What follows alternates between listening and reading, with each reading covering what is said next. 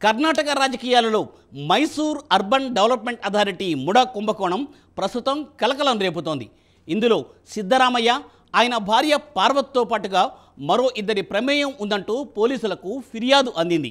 2021లో దక్షిణ మైసూరులో అత్యంత ఖరీదైన 32,000 గజాల స్థలాన్ని అక్రమంగా దక్కించుకున్నారని, ఫలితంగా ఖజానాకు 4,000 కోట్ల రూపాయల నష్టం వాటిల్లింది అనే ఆరోపణలు వెల్లువెత్తుతున్నాయి. ఇప్పుడు సిద్ధరామయ్య ముడా కుంభకోణం గురించి ఈ స్పెషల్ స్టోరీలో చూద్దాం.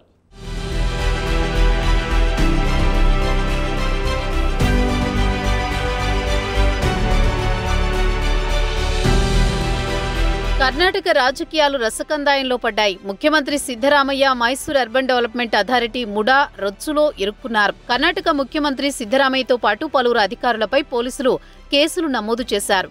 సిద్ధరామయ్యతో పాటు పలువురు అధికారులు ఫోర్జరీ ద్వారా ముడా ఫ్లాట్లు ట్రాన్స్ఫర్ చేయించుకున్నారని ఆయన ఆరోపణలు ఎదుర్కొంటున్నారు. అయితే కర్ణాటక ముఖ్యమంత్రి మాత్రం నిబంధనల ప్రకారమే తమకు ఫ్లాట్లు ఇచ్చారని తన చర్యను సమర్థించుకుంటున్నారు. సిద్ధరామయ్యతో పాటు ఆయన భార్య పార్వతి, ఆయన బావమరిది మల్లికార్జున స్వామి దేవరాజులు ముడా భూములు నొక్కేశారని సామాజిక కార్యకర్త స్నేహమయ్య కృష్ణ పోలీసులకు ఫిర్యాదు చేశారు. అయితే ప్రస్తుతం సిద్ధరామయ్య చేతిలో ఉన్న భూములు తనకు, తన కుటుంబానికే చెందినవని ఆయన అంటున్నారు. దీంతో ఆయన మైసూరులోని విజయనగర పోలీస్ స్టేషన్లో ఫిర్యాదు కూడా చేశారు. స్నేహమయ్య కృష్ణ ఫిర్యాదులో డిప్యూటీ కమిషనర్తో పాటు తహసీల్దార్, డిప్యూటీ రిజిస్ట్రార్తో పాటు ముడా అధికారుల హస్తముందని ఆరోపిస్తున్నారు. పోలీసులకు ఫిర్యాదు చేయడమే కాకుండా ఆయన ఇదే లేఖను గవర్నర్కు, రాష్ట్ర chief secretary, revenue department principal సెక్రటరీకి కూడా పంపించారు. ఇక సామాజిక కార్యకర్త స్నేహమయ్య కృష్ణ ఇచ్చిన ఫిర్యాదులో ముడాకు తప్పుడు డాక్యుమెంట్లు సమర్పించిన కోట్లాది రూపాయల ఫ్లాట్లను దక్కించుకున్నారని ఆరోపిస్తున్నారు. దీంతో పాటు ఆయన పలు ప్రశ్నలు సంధిస్తున్నారు. ఇదిలా ఉండగా కేంద్ర మంత్రి ప్రహ్లాద్ జోషి కూడా ముడా స్కామ్ కు సంబంధించి నిష్పక్షపాతంగా దర్యాప్తు చేయించాలని కోరారు.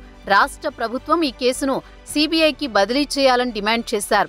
ఇక ప్రహ్లాద్ జోషి ఈ స్కామ్ గురించి వివరిస్తూ ముడాకు చెందిన సుమారు 3,800 కోట్ల రూపాయల విలువైన అత్యంత ఖరీదైన ప్లాట్లను ముఖ్యమంత్రి సిద్ధరామయ్య భార్య పేరుపై బదిలీ చేశారని ఆరోపించారు.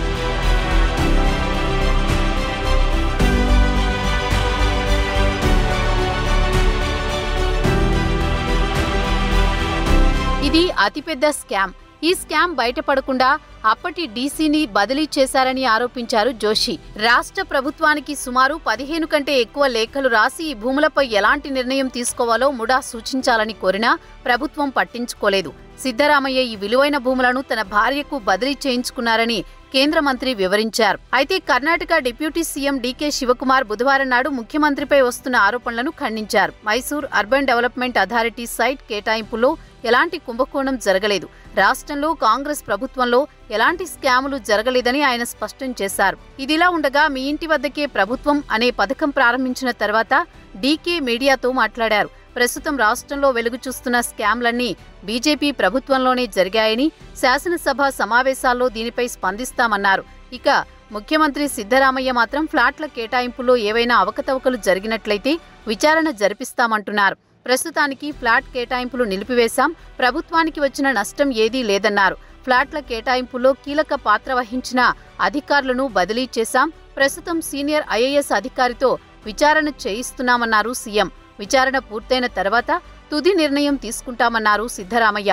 ఈ కేసును సీబీఐకి అప్పగించాలని బీజేపీ డిమాండ్ చేస్తోందని ఆయన దృష్టికి తీసుకురాగా ప్రతిదీ సీబీఐకి అప్పగించాలని ఎందుకు డిమాండ్ చేస్తున్నారని ఆయన ఎదురు ప్రశ్న వేశారు.